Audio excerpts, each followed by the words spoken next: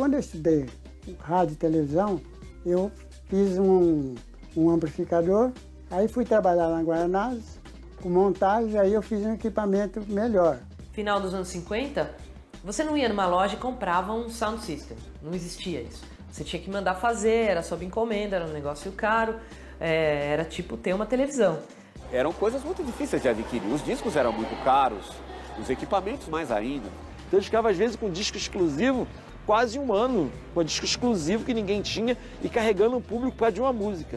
Tinha disco que valia um carro, cara, nego dava um carro num disco. As equipes de som formataram o início da cultura DJ, eu acredito, em São Paulo. Esses caras, Chic Shows, Barber, Black Mad e a Cascatas, eles colaboraram muito para a introdução do hip hop em São Paulo. Eu comecei indo no Hells, comecei vendo o Mal tocar, vendo esse povo. Então, para mim foi muito importante, foi aonde eu comecei mesmo. Me convidou para fazer o Hells e me deu, de novo, total liberdade para introduzir o tipo de som que eu quisesse. O DJ, ele tem que, quando ele tá na pista, ele tem que saber que ele tem que fazer uma leitura das pessoas, ele tem que envolver as pessoas, ele tem que, tipo, não ser uma jukebox, que as pessoas desejam aquelas músicas, ele tem que tocar aquelas músicas e também não ser aquele cara que, tipo, vou tocar só o que eu quero e pronto.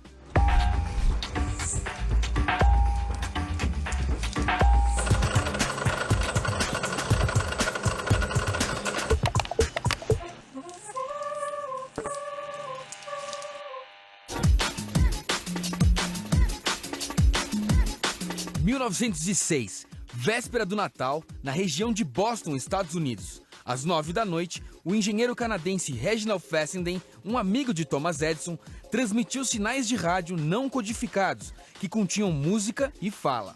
Os sinais foram captados por um grupo de operadores de telégrafo que navegava pelas águas gélidas do Atlântico. Fessenden tinha instalado receptores especiais nos barcos onde eles estavam e avisou para que aguardassem por algo incomum. O engenheiro fez então um breve discurso e explicou o que estava fazendo. E finalmente, Fessenden tocou um disco. A faixa escolhida foi Largo, da ópera Xerxes de Handel. Surgia assim o primeiro DJ do mundo. Muita coisa aconteceu nos 100 anos seguintes. E ao contrário do que muitos poderiam imaginar, a partir daí, o DJ começou a fazer história.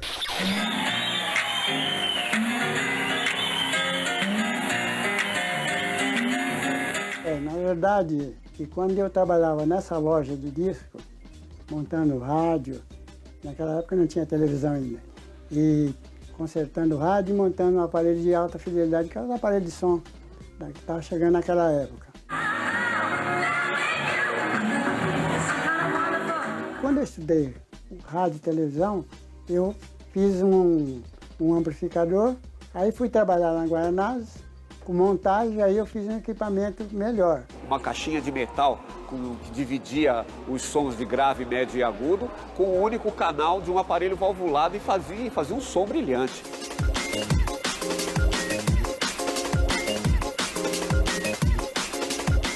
Final dos anos 50, você não ia numa loja e comprava um sound system, não existia isso. Você tinha que mandar fazer, era sob encomenda, era um negócio caro, era tipo ter uma televisão. Então, ele era esse cara que ia na casa das pessoas e montava esse sistema de som. Eu tinha um sonho de ter uma bicicleta de corrida. Isso já é um sonho de infância, que eu nunca tive. Eu já tinha visto a bicicleta. Quando cheguei lá, vi um toca-disco automático para 12 discos Torrens. Na mesma hora, mudei a ideia. Trouxe o toca-disco, que foi uma grande ferramenta para mim, para fazer os bailes. E aí ele fabricou um sistema de som com 100 watts, mais ou menos, que é uma coisa que qualquer quarto de criança tem 100 watts hoje em dia, e montou esse sistema de som e teve uma ideia, porque ele começou a tocar em casa e atrair uns parentes, ele sempre teve uma família super grande, e os parentes iam lá e adoravam ter aquele mini baile privado na casa do seu Oswaldo. E ele teve a ideia de chegar num desses salões de baile, que no final da década de 50 faziam os bailes para as pessoas mais abastadas da cidade e faziam os bailes aos sábados à noite com grandes orquestras, com, sei lá, 10 músicos no palco. Ele pensou, bom, no domingo essas casas estão fechadas.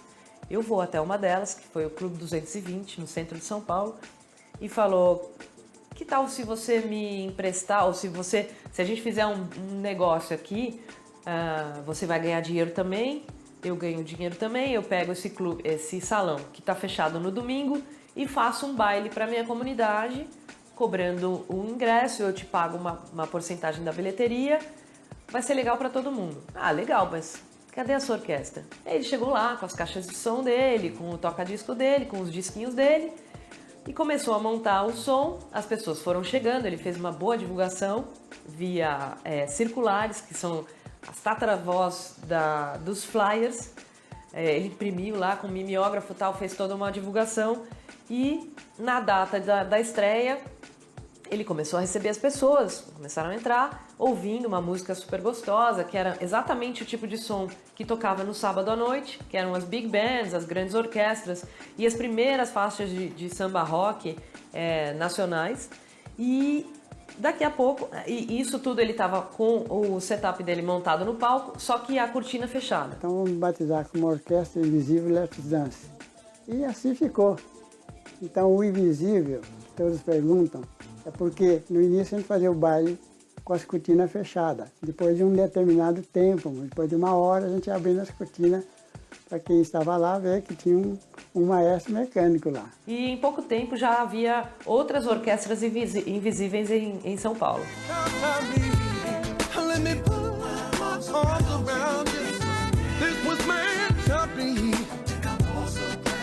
As equipes de som formataram o início da cultura DJ, eu acredito, em São Paulo. Principalmente nos bairros mais afastados dos grandes centros, nas periferias, as equipes de som sempre foram a grande referência. São Paulo tinha a Black Mad, Zimbabwe, Chic Show. Chic Show, inclusive, trazendo até artistas internacionais, como Michael Jackson, como Earth, Wind & Fire. Vieram no baile da Chic Show, fazer um baile da Chic Show aqui em São Paulo. Para tu ver aquele poder das equipes de som naquele momento, era uma coisa muito legal, cara. E tinha as equipes de São Paulo e tinha as equipes do Rio que eram muito importantes para o Brasil inteiro.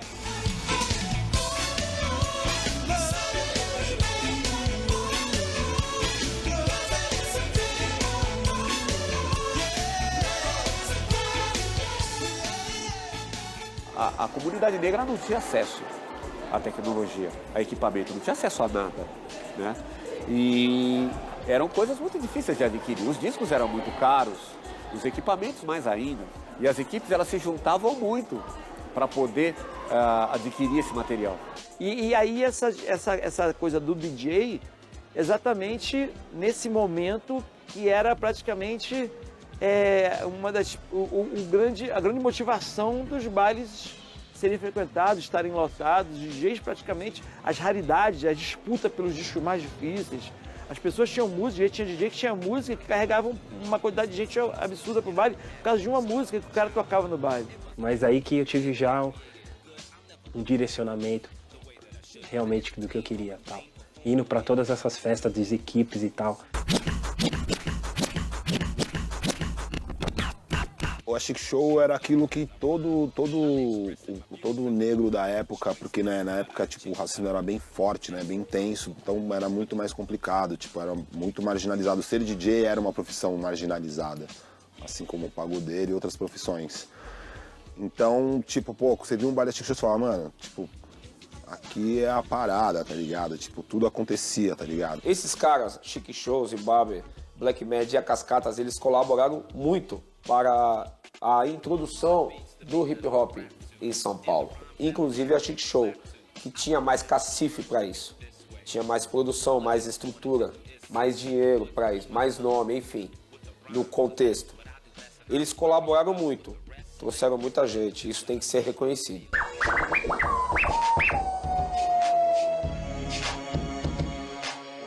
E a gente chamava um pouco de funk falado, que era o que a gente tinha ideia do que era, porque a gente via da onda do funk dos anos 70 e 80.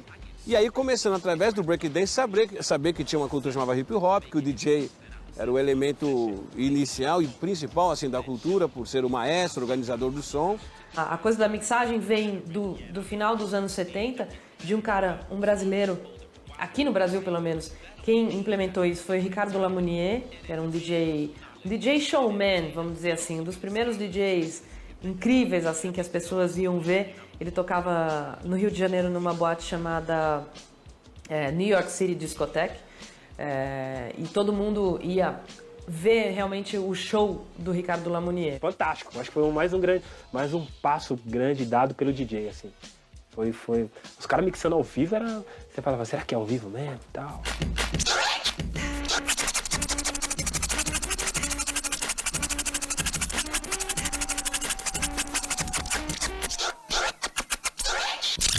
Então, a gente, muitas vezes naquela época, raspava o rótulo do disco para eu descobrir quem era e viajar e trazer. Então, eu ficava, às vezes, com disco exclusivo, quase um ano, com disco exclusivo que ninguém tinha e carregando o público por causa de uma música. Tinha disco que valia um carro, cara. Ele dava um carro num disco. As equipes de som, eu sempre tive grande admiração porque eu comecei montando uma e tocando em uma equipe. Sempre respeitei a organização que eles tiveram e o respeito às tradições musicais, dos estilos. Por mais que as pessoas pensassem que a equipe de som só toca esse tipo de som, não, porque existem equipes de som de discoteca, equipe de som de black music, equipe de som de rock and roll. Equipe de som era um termo que se usava para se reunir pessoas, para se comprar um bom equipamento, uma boa iluminação e bons discos de vinil, que a maioria era importado para você ter. A equipe de som gerou uma cultura de eu tenho que ser bom para poder ser um DJ. Apresento meu amigo, de lá da minha quebrada, o que ele merece. O nome do DJ mesmo, na rádio, veio nos anos 80, especialmente através dos remixes. Muitos DJs faziam, mas poucas gravadoras aceitavam. E quando as gravadoras começaram a aceitar esses remixes, eu acho que a cena musical pro DJ começou a ficar diferente, ficou mais aberta.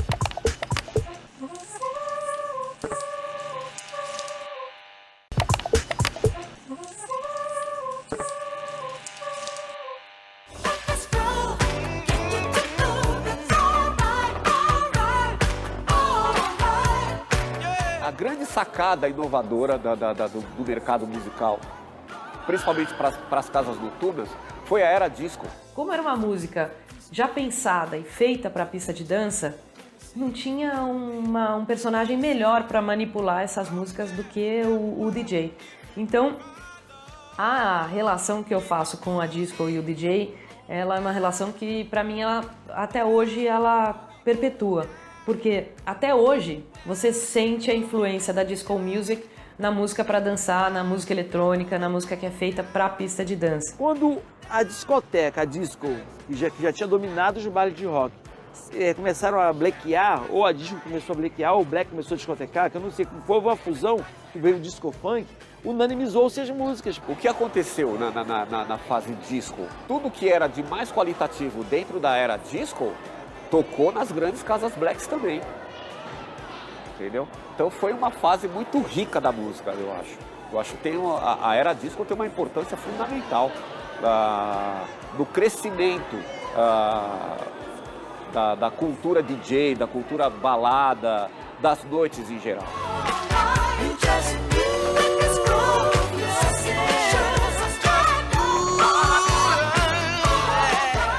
Essa coisa da chegada dos DJs na rádio é genial. Então essa necessidade, talvez, da rádio de acompanhar isso, fez com que trouxesse os DJs para dentro. E eu acho essencial isso para a música e para os DJs. Nos anos 60 já tinha o Big Boy, já tinha a Sônia Abreu fazendo Excelsior, enfim.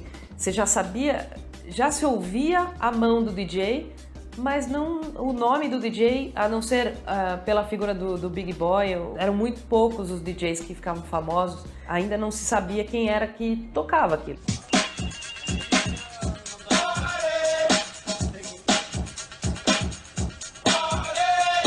Para mim conseguir fazer um programa na rádio, em 81, 82, eu tive que ficar fazendo a operação de Roberto Carlos na madrugada. Tocava Roberto Carlos de meia-noite até 6 da manhã, para poder chegar e trabalhar na rádio. Para depois sugerir ao dono da rádio um programa de funk fazendo à tarde. E consegui, né? Quer dizer, se eu chegasse lá para ele fazer uma proposta de programa de funk, ele ia falar que não. Mas o que eu fiz? Fui lá ser operador da rádio, trabalhar de madrugada colocando o Roberto Carlos, para me aproximar da rádio, ganhar confiança, sugerir o programa e conseguir.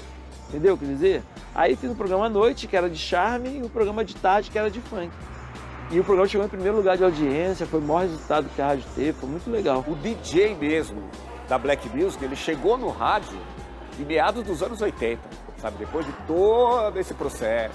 A pioneira disso aí foi a Chic Show, que entrou na Bandeirantes. A Bandeirantes teve uma época que a Bandeirantes era a melhor rádio do dial. Todo mundo ouvia a Bandeirantes. A Chic Show pegou horários nobres assim para fazer os programas dele. Fui fazer Bandeirantes, época de Black in Love, Balanço Geral, em 87. 87 para 88. Né? E a partir daí foi que a própria Bandeirantes abriu o leque para as grandes equipes. Entrou a Zimbábue, depois entrou a Black Med, a própria Cascatas, seguida depois veio a Circuit Power do Armando Martins, que chegou inclusive até a concessão da Rádio Metropolitana. Né? E aí as equipes passaram a dar voos mais ousados.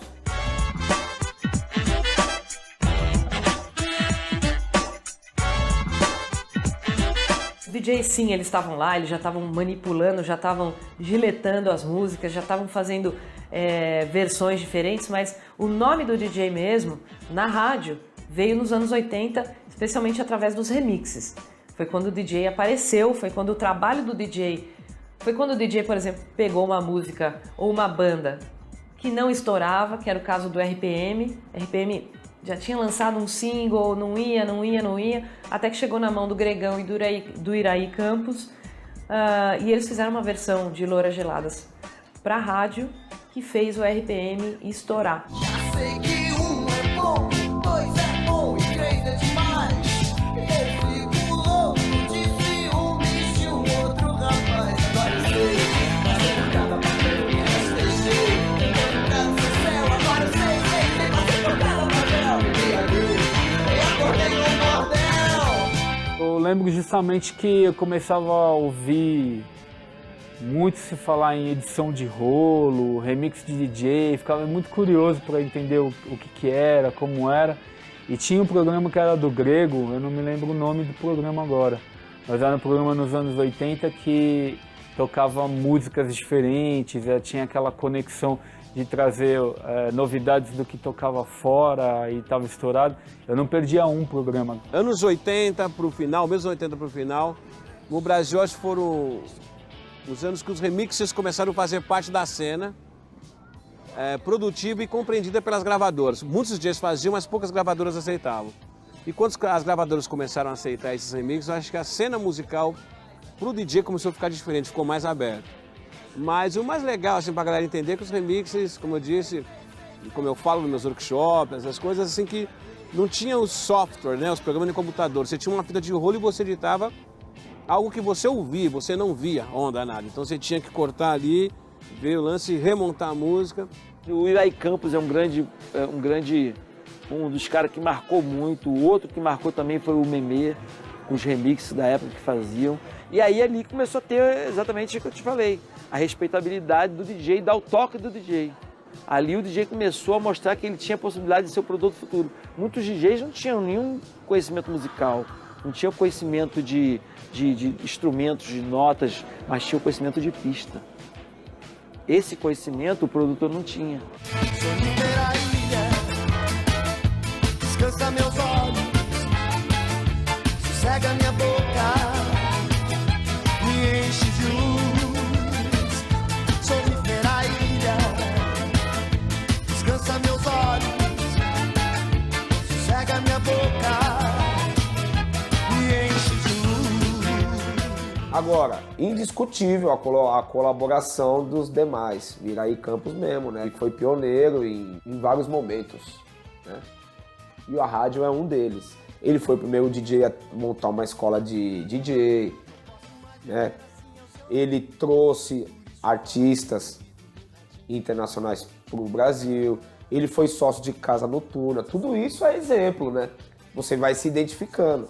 Tudo isso ajuda. O grande trunfo do remix. Você tinha que adequar uma determinada música que não sairia daquele circuito TV e rádio para o público das pistas de dança. É onde entrava a mão dos DJs e faziam com que aquilo se tornasse dançável, sabe? Algumas coisas diferenciadas, algumas batidas mais pesadas, para agradar o público da pista.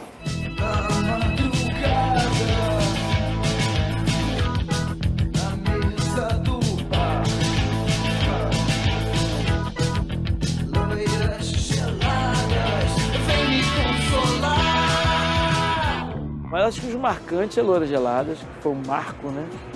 Eu acho que Kid Abelha também, os remix do Kid Abelha. Aquela... Amor de madrugada, pananana.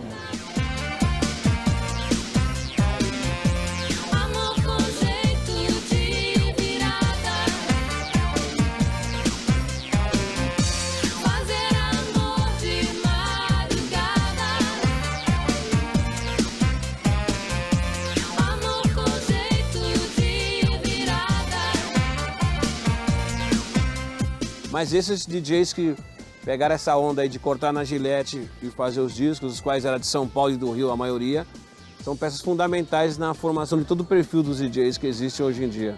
Mas foi o DJ que transformou muitas bandas de pop rock dos anos 80 em grandes fenômenos.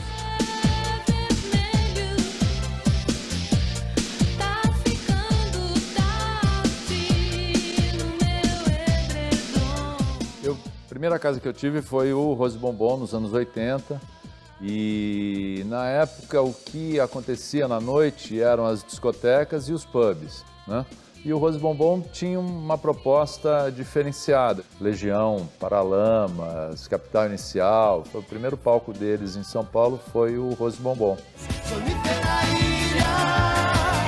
Descansa meus olhos, sossega minha boca.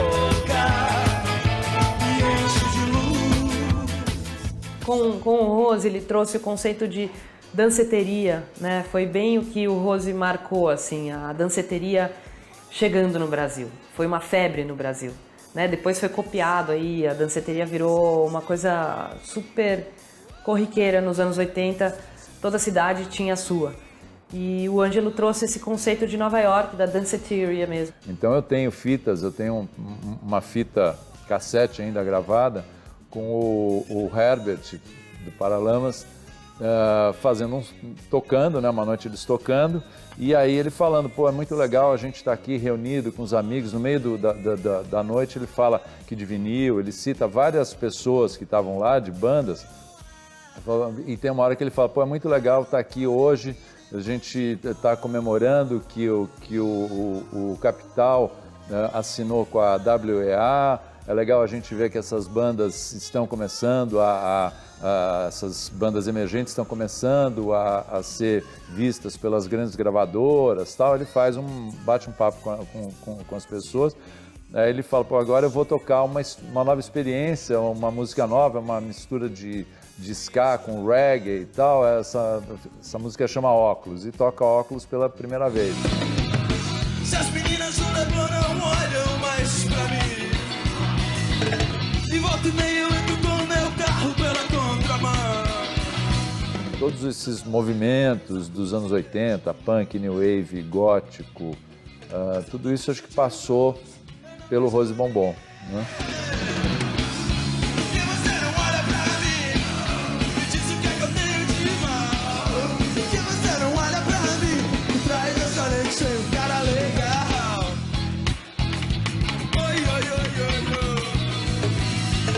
A partir do DMC surgiram vários campeonatos importantes no mundo, campeonatos regionais, campeonatos estaduais, campeonatos de um país só.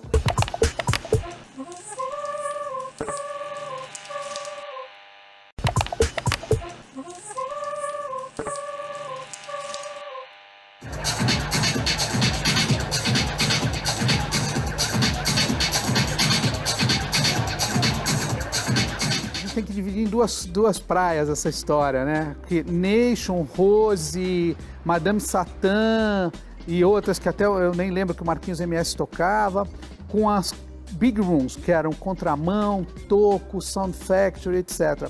E elas tinham duas missões com essa coisa separada. Uma era o underground, uma era a moçada que estava chegando, que era um pouco mais, uma coisa mais gay, uma coisa mais fashion, e a outra coisa era a democratização dos clubes através da Toco, que tinha que botar 2.000 pessoas para a casa virar, no mínimo, e eles faziam promoções, faziam um montão de coisa, e aí isso fez o quê? Popularizou, e isso ajudou o mercado. E o Nation foi a primeira casa que se propôs a tocar.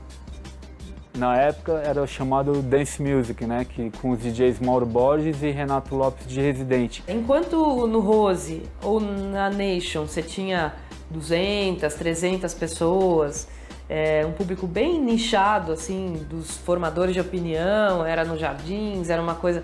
Tinha uma série de impeditivos que eram talvez o preço, a localização. Na Toco, você reunia por fim de semana 6.000 pessoas. E eles sabiam exatamente o que estava tocando internacionalmente, eles tinham informação, apesar de não existir internet, eram meninos que fuçavam, eram meninos que gastavam sola de sapato, eram meninos que compravam revistas gringas, que sabiam o que estava estourado em Nova York, de alguma forma eles conseguiam que algum comissário de bordo trouxesse para eles aquele disco que estava super quente acontecendo. E eu tô falando de caras que estão aí até hoje, DJ Mark, Andy, Patife.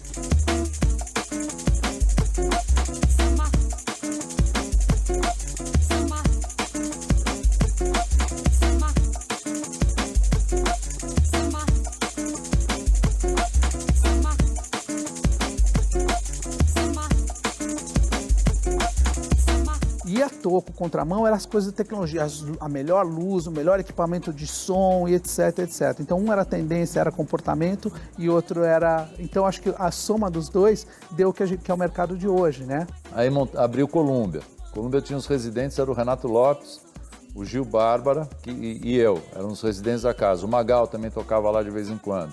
Mas era isso, tinham poucos DJs. Aí uma vez a gente trouxe o Paul Kenfold, em 92, 93.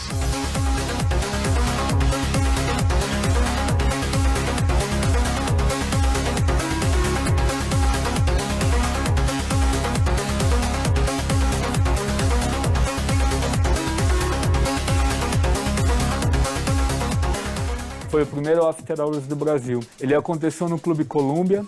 Na época, o dono, o Ângelo Leuzzi, convidou o Pio Marques, que era um promoter, ainda não era DJ, para cuidar do Hells. E o Pio, como já era meu fã, frequentava os lugares que eu tocava, me convidou para fazer o Hells e me deu, de novo, total liberdade para introduzir o tipo de som que eu quisesse. Mau Mau era um deus no Hells Club, as pessoas iam lá para ouvir o Mau Mau.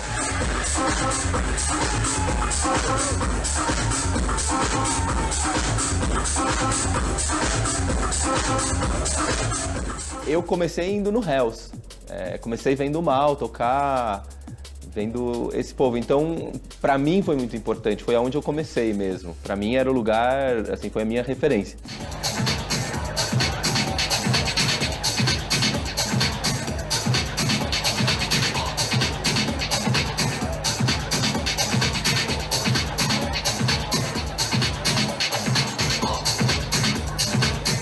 Tinha aqui no São Paulo o Lovier, que era o templo da música eletrônica no Brasil, né? O Brasil inteiro, o Lovier era considerado o templo da música eletrônica no Brasil.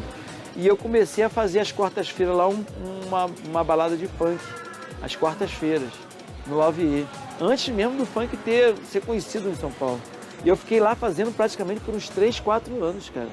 O Love foi talvez a casa mais significativa, mas tem todo um histórico até chegar no Love, que também acho que é importante, né? Sim, tinha uma mágica, assim, na época. Tinha uma coisa de novidade, assim, de ser realmente uma coisa muito fresca, assim, muito nova. E todo mundo fazia parte disso, entendeu? É claro, qualquer um vai falar sempre que na época que ele era jovem e tal, que foi super legal, mas essa época realmente era uma coisa muito forte, assim. Tanto que tinha gente de 20, de 30, de 50 anos, todo mundo no mesmo lugar, sabe? Porque era novidade pra todo mundo. Era uma coisa muito intensa.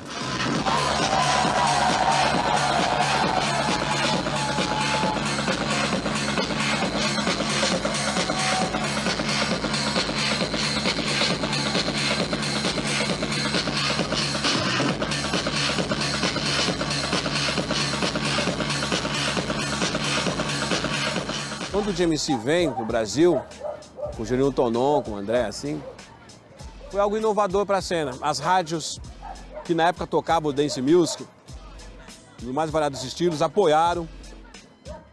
As equipes de som apoiaram, porque era o grande feito. Um campeonato de DJ nunca tinha existido isso. E foi a grande chance para todo mundo. Foi onde muitos DJs de estilos musicais diferentes se reuniram no mesmo camarim, e trocavam as experiências, né, cara? Então começou um respeito mútuo, foi muito importante isso. Até pela dificuldade no começo de se entender aqui no Brasil, a gente falou, vamos fazer uma coisa brasileira, e a gente começou a fazer o DJ Club, que aí sim a gente começava a falar com os selos, com as gravadoras naquela época, pegava uma faixa de cada um e fazia um vinil com o lançamento do mês, e a gente entregava pelos DJs através de uma mensalidade. Então os DJs tinham, antes de chegar nas lojas, os lançamentos ou remixes especiais. Isso começou a dar muito certo com a experiência que a gente teve no DJ Club, ir lá para o Tony Prince em Londres e falar, olha, a gente já tem uma network de DJs no Brasil, está começando lá, você não quer fazer um braço, porque o DMC já existia em 20 e poucos países naquela época. Como a Europa era tudo muito perto, então ele tinha em todo lugar, né? Tinha em Londres, tinha na França, tinha um montão de lugar, mas na América do Sul ele não tinha ninguém. E aí ele se interessou porque ele viu que era um mercado muito bom e começou a liberar as coisas aos poucos para a gente fazer um exercício de como ia indo. Mas a gente aprendeu as regras todas com eles, como é que fazia, como é que você criava o board dos jurados, qual era o critério, tinha que ter alguém de um selo, tinha que ter um DJ, tinha que ter um produtor e não sei o que, etc, etc. Então tudo isso a gente foi pegando essa experiência do que ele já tinha feito há 4, 5 anos antes na Europa e começando nos Estados Unidos também, e trazendo, e no Japão, ele estava forte já no Japão, ele já era meio forte lá no Japão, o DMC. Trazendo isso para o Brasil, né?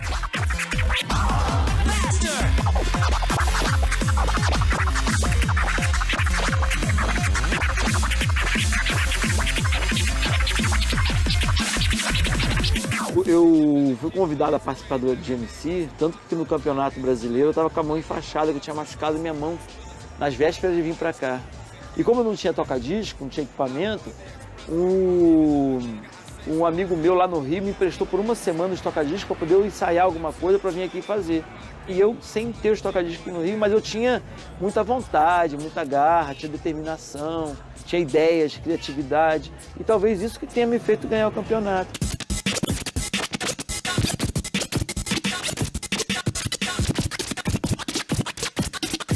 Então o DMC ajudou muitos DJs no mundo inteiro, é incontestável, não tem o que você falar. Não tem como você ir contra isso. A partir do DMC surgiram vários campeonatos importantes no mundo. Campeonatos regionais, campeonatos estaduais, campeonatos de um país só. Mas o DMC ele veio com essa proposta ousada de ser um campeonato mundial, né? Para as pessoas isso era o máximo, porque as pessoas iam ver a primeira vez os DJs representantes que eles admiravam fazer as primeiras técnicas tupiniquins de mixagem. A gente não era nenhum grandmaster, nenhum expert nisso, cada um no seu estilo, mas para o Brasil, para essa cena na época, foi algo muito inovador. Os brasileiros, o Cuca, o MC Jack e o Marlboro. O Marlboro, por ser o primeiro campeonato, na verdade, ele não tinha o olhar que se tinha depois das manobras que tinha que se fazer, dos efeitos que tinha que se fazer, mas o Cuca e o MC Jack foram excelentes porque eles fizeram com que o país mostrasse a categoria nossa lá fora. A gente nunca ganhou nenhum campeonato mundial, mas a gente sempre ficou com o Cuca e com o Jack entre os 5 primeiros. Então isso mostrou que a gente sabia fazer e que a gente poderia fazer e que a gente poderia entregar direitinho, né?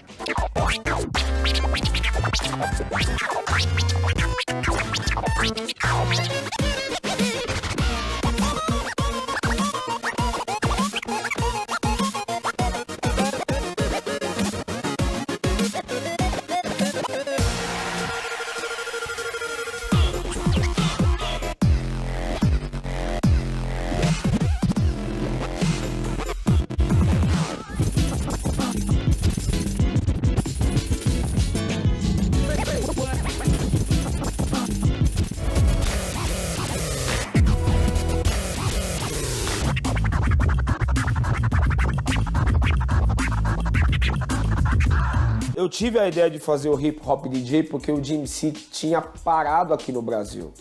E o resultado a gente vê aí, 13 anos depois, os DJs que passaram pelo Hip Hop DJ viajaram o mundo.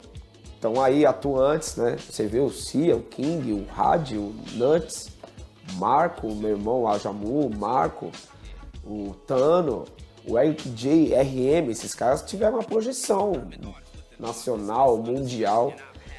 E eu sinto que foi uma missão cumprida, assim, eu consegui com que a intenção do campeonato desse certo.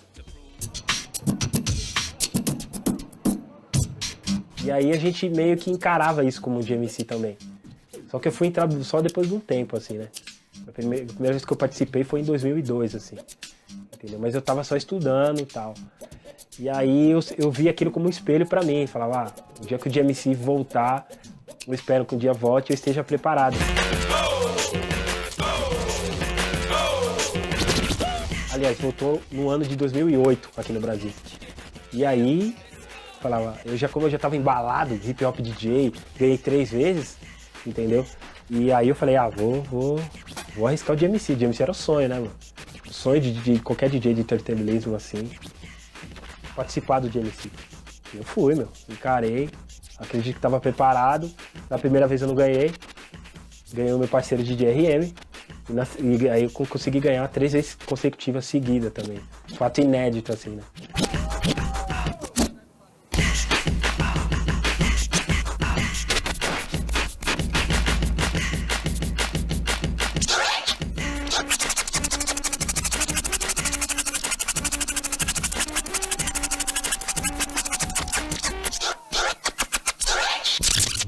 Em 2011, eu e o DJ RM falamos, vamos ver se a gente consegue alguma coisa agora, né? Então a gente fomos vice-campeão do mundo. Em 2012, ficamos em terceiro. Estamos chegando. No solo, eu fui 5º melhor do mundo em 2011, entendeu? E na batalha, fiquei em terceiro lugar. Assim, mas estamos chegando, tal. O pessoal já sabe quem é, os brasileiros, eles acham que eles acabaram com essa dúvida que só tem mato, que tem DJ também.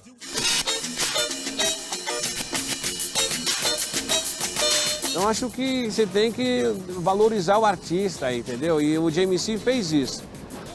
O GMC fez isso e fez muito bem feito.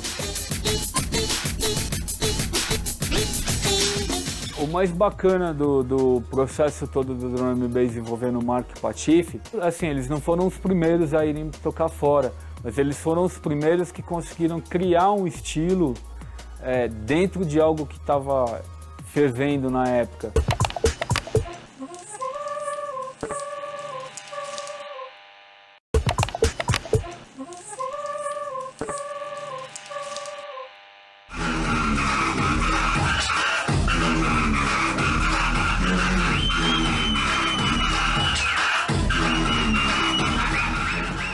DB, eu acho que ele é o segmento musical de mais propriedade que tem da atualidade, assim. Porque o DB é o DB. Ele é um segmento que ele não é popular, ele não se popularizou, mas ele é conhecido, reconhecido no mundo inteiro. Eu assistindo o Mark, eu fui muitas vezes na Toco, fui na Overnight e fui num outro lugar na Penha, que eu não me recordo o nome, que foi logo quando teve a transição de drag queen, drum bass, tá ligado? Foi um processo cabuloso, tipo, nossa, tinha medo, porque tinha um momento do baile que, tipo, tocava uns eletrônicos cabulosos, umas drag queens com saltos, tipo, umas plataformas gigantes, moro, mano, e você falava, mano, se sai na mão com esses malucos, o bagulho é louco. E o outro lado da festa, só os gangues da função, que na época era trocar soco, tá ligado? Hoje já não pode, mas na época era porrada, então, tipo, e isso era tudo dentro do baile do Mark, mano. Tá ligado? Sentava no baile e falava, mano, todo mundo se respeitava, morou? Playboy, mano, favela, todo mundo ia na festa, o bagulho era louco. Mas era dentro da festa do cara, você viu a parada acontecer, aquilo era muito, só tinha naquele lugar. Eu só vi isso acontecer quando o Mark tava, tá ligado? Que nem hoje, você vai indo na festa dele, é muita gente diferente, mano. Mas por que esse cara tá nessa festa? Entendeu? Tipo, o Mark sempre fez isso. Alright.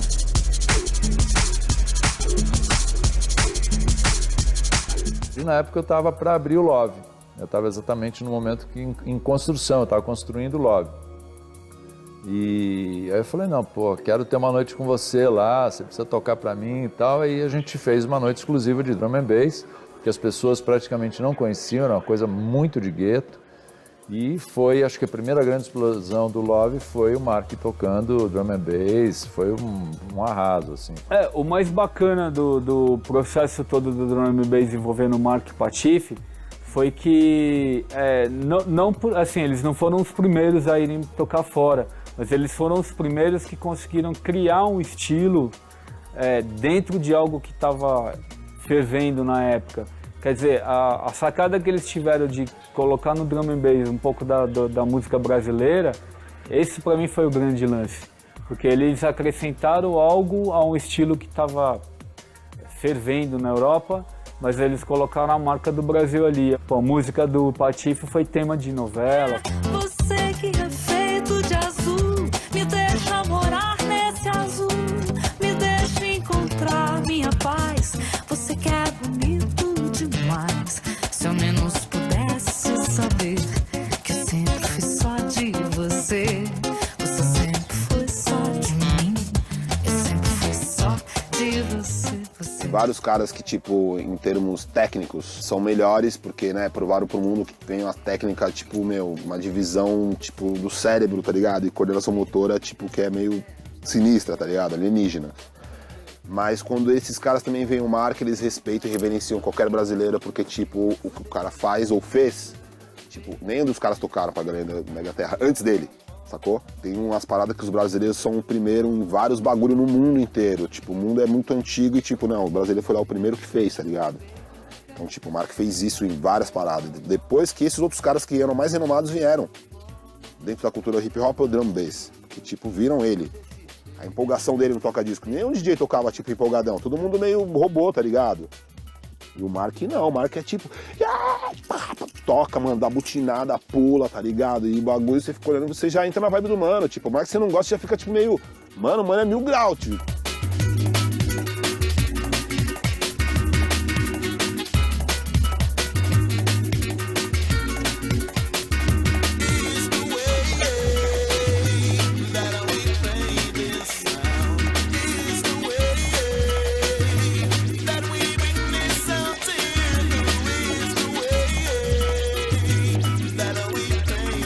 Isso mostrou para outros DJs que eles também podiam fazer isso.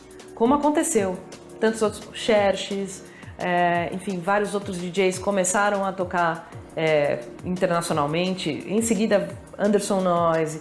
Nesse momento, o Mau Mau também começava a ter uma residência em Paris. Enfim, começavam a mostrar o som eletrônico nacional fora do Brasil. Em seguida veio o Renato Cohen, que estourou com um super hit, Pontapé.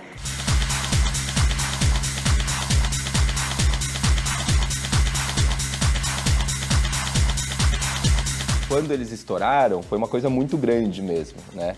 E daí virou uma coisa que era só o drum and bass. Eu fui a primeira pessoa fora do drum and bass a conseguir, né, estourar no resto do mundo, fora do Brasil, assim. Depois que eu fiz essa música, Pontapé, que estourou, eu meio que saí pra fazer uma turnê já. Então eu fiquei 1 mês e meio fora, que eu tinha um monte de data. Então esse momento dos anos 90, acho que foi muito importante, de novo, para aumentar a autoestima e para dizer para qualquer DJ nacional que batalhasse, que se dedicasse, que fosse verdadeiro, que era possível estourar internacionalmente.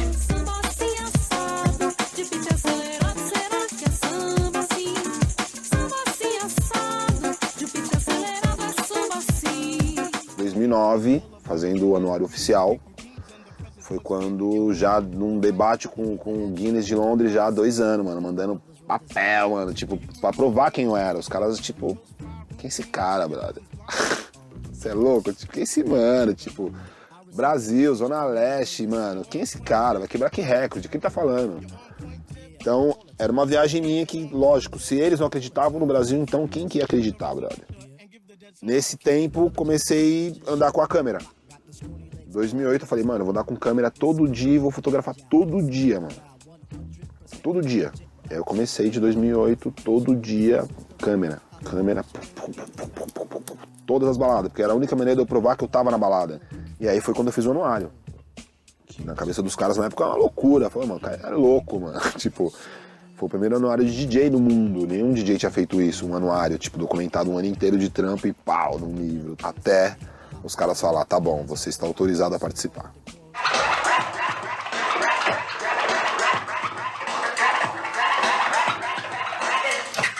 em um ano de 365 dias tocar 303, tipo, porra, ficar 5 dias acordado pra mim era um sacrifício, mas eu era capaz de fazer, entendeu?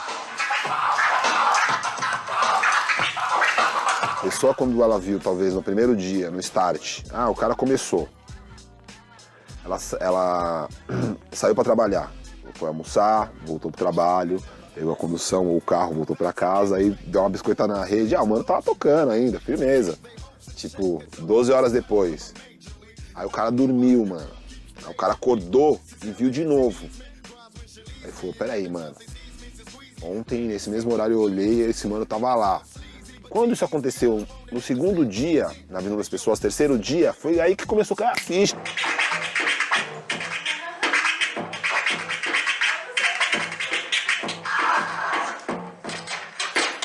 Existe tempo pra tudo. Você, tipo, não pode repetir música durante um período. Você não pode... Se der pane no som depois de determinado tempo, você é automaticamente desclassificado. No quarto dia, eu fiquei acho que umas 7, 8 horas brigando com o sono. E aí meu irmão e minha mãe, todo mundo batiam tapas na minha cara, assim, tipo, de estralo. Tipo, não dorme. Plau! Então quando eu ia, tipo, plau! Eles ficaram assim durante 6, 7 horas, brother. E nessa hora, brother, foi um dos momentos mais foda. Foi quando, tipo, meu filho também apareceu. Que, tipo, até então eu não tinha visto o meu filho, não tinha visto nenhum dos meus filhos. Quando meu filho apareceu, tipo, aí deu uma brisa, tá ligado? Tipo, meu filho, o que tá fazendo aqui, brother? Tipo...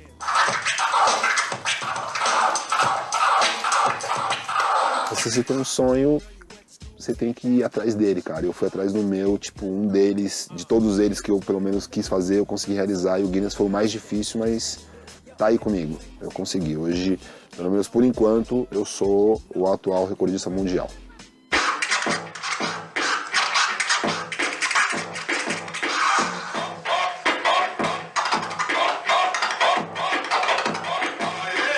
Ser DJ é valorizar o músico e todo estilo musical que é renovador.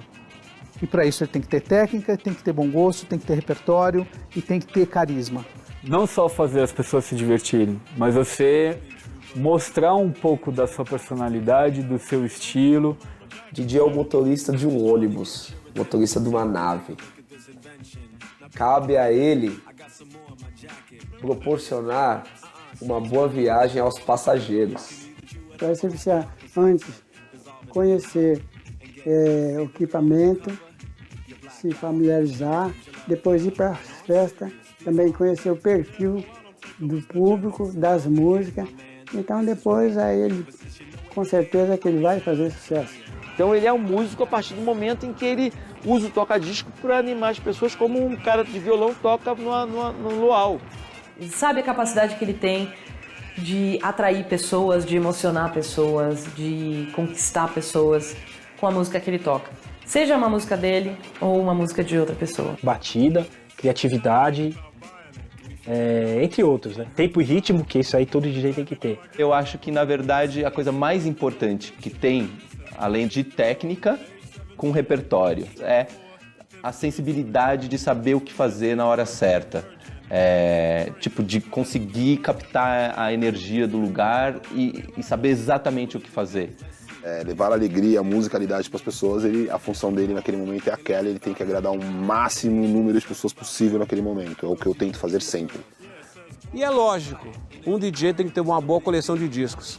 Preste atenção. As ideias mudam, o tempo passa, mas ajuda. Se tiver coragem, se tiver coragem. DJ que é DJ tem que saber fazer scratch. Tem que saber fazer scratch. Preste atenção. Eu tô aqui pra mostrar o meu dom positivo. Olha aquele sabor, mano. DJ que é DJ.